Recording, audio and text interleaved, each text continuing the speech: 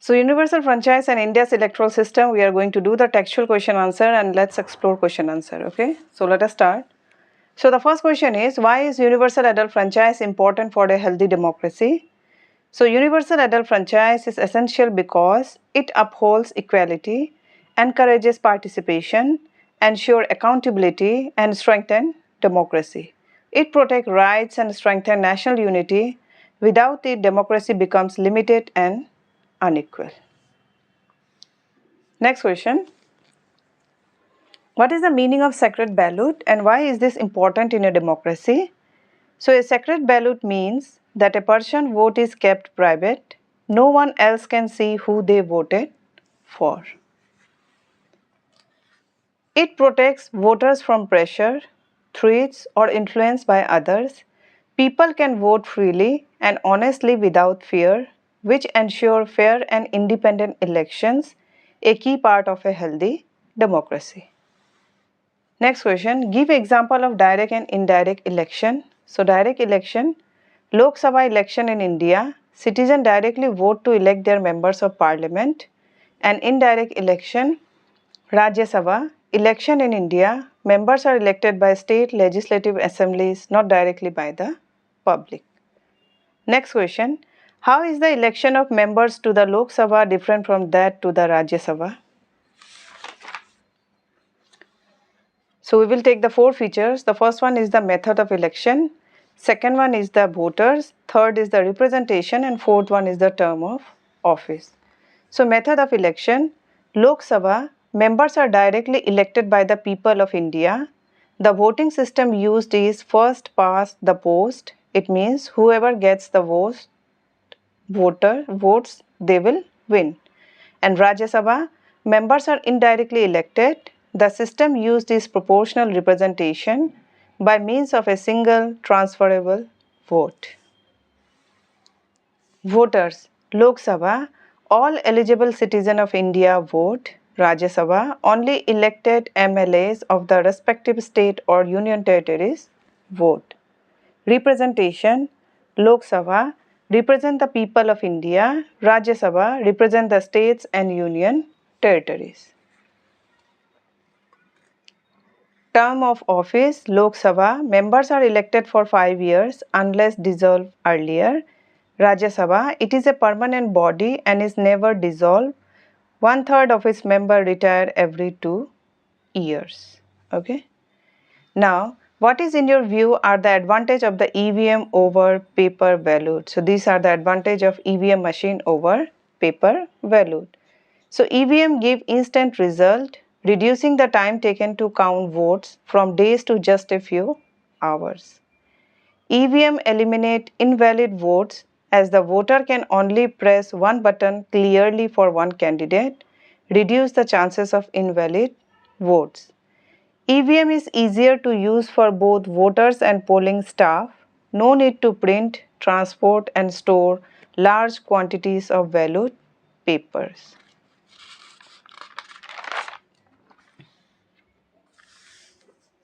EVM used in India are standalone devices not connected to the internet or any network.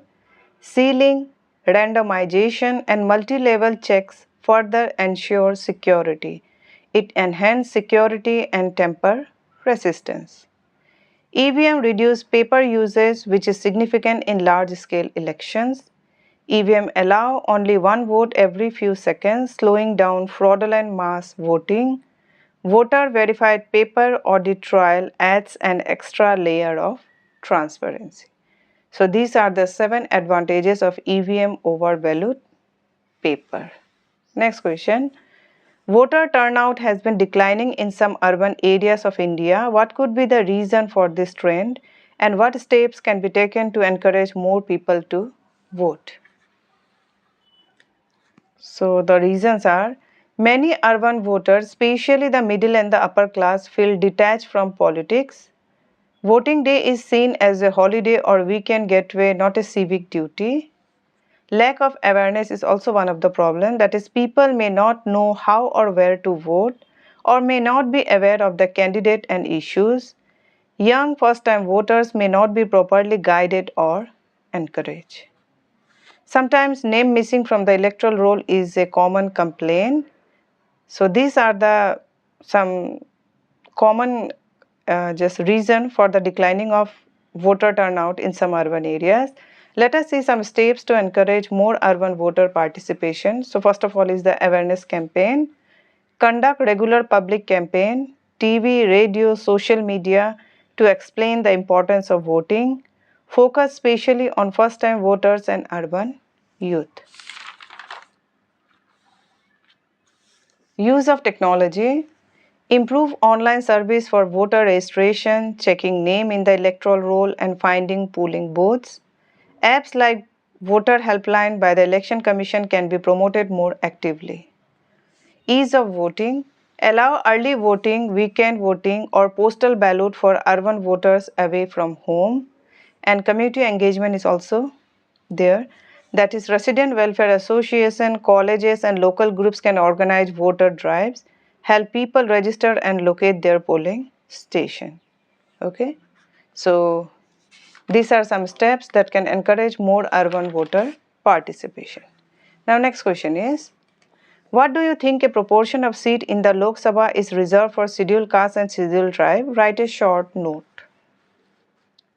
So, a proportion of seats in the Lok Sabha is reserved for scheduled castes and scheduled tribes to ensure their adequate political representation in India's democratic process. Earlier, they have faced social discrimination, exclusions, and marginalization, which limited their access to education, employment, and political power. Reservation in the Lok Sabha helps to empower these communities by giving them a voice in lawmaking and ensure inclusive governance by reflecting the diversity of Indian society. Okay, so this is a short note. Now next question. Social media is changing the way we experience election, from catchy campaign reels and live speeches to political debates on Instagram and Twitter. But is this strengthening democracy or confusing it? Discuss in pairs what are the benefits, what are challenges, and what might be the future of election be in a digital age. So we will see first the benefit, then the challenges, and how the future of election in the digital age will be. Okay. So benefit. Political messages can reach millions instantly, especially young and first-time voters. So it gives a wider reach and engagement. Politicians can speak directly to voters without relying on traditional media, that is direct communication is there. Voter can express opinion, debate and even influence public discourse, that is public participation is there. Social media is more affordable than traditional campaigning method like TV or print ad, that is cost effective campaign. So these are the benefit of social media. Now let us see the challenges. So here in the challenges, false content can spread rapidly, influencing public opinion unfairly, that is misinformation and fake news. Candidates often face targeted online harassment, that is online abuse and hate speech. Voter data can be misused for micro-targeting or manipulation. Privacy concern is also there. Okay, so these are the challenges. Now it would be the future of election in the digital age. AI power campaign, personalized political message using AI and data analytics, digital voting systems, secure online voting might become a reality, increasing convenience and turnout. Greater transparency, digital tools may help track campaign financing and online ad spending. Okay, so this is the future of election in the digital age. Now, textual question has been done. Let us see some, let's explore question answer. So India changed the minimum age for voting from 21 to 18 in 1988. Discuss whether this was a good move. Yes, because it allowed millions of young people to participate in the democratic process and have a say in shaping their future. Many democracies around the world had already reduced the voting age to 18. India, aligning with this norm, strengthening its democratic image. Younger voters tend to bring new ideas and are more open to change, which can challenge stagnant political narratives. Okay, so it is a good move, right? Next, In 1947, our literacy rate was about 14%, only about 8% among women. Some argue that the right to vote should be given only to literate people. Discuss in your group why the constitution makers may have decided on universal franchise from the time of independence itself. So, believe in equality. They believe all adults, literate or not, are equal and capable of choosing their leaders. People were politically aware. The freedom struggle shows that even illiterate people were active in national movement. And education take time, democracy can't wait. If the vote was limited to the literate, it might take decades before most people get voting rights. Okay. So this is in favor of why universal franchise from the time of independence have been given and why all the people are included in to cast their vote, right? Next, discuss in group what role do such measures, that is the role of accessibility, play in democracy. So accessibility means ensuring that all eligible voters, regardless of disability, language, literacy or location, can participate fully and fairly in election. They ensure polling places are physically accessible, that is wheelchair, ramps, clear signals should be there, offering language assistance and materials in multiple languages, training poll workers to assist voters with various needs. Technology can enhance both accessibility and participation in election by online voter registration, make it easier to register or update information, includes touch screen with audio interface, braille option and sip and puff devices for voters with disabilities. Through mobile apps, website offer personalized election reminder, sample ballot and location-based polling information.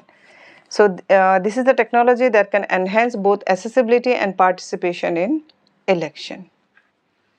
Next question is, about 34% of eligible voters did not exercise their right to vote in 2024 election. Why do you think this is so? People don't vote for a mix of personal, practical and political reasons. If voters don't feel excited or connected to the candidates, they might not feel motivated to vote. Okay, that is, they feel uninspired.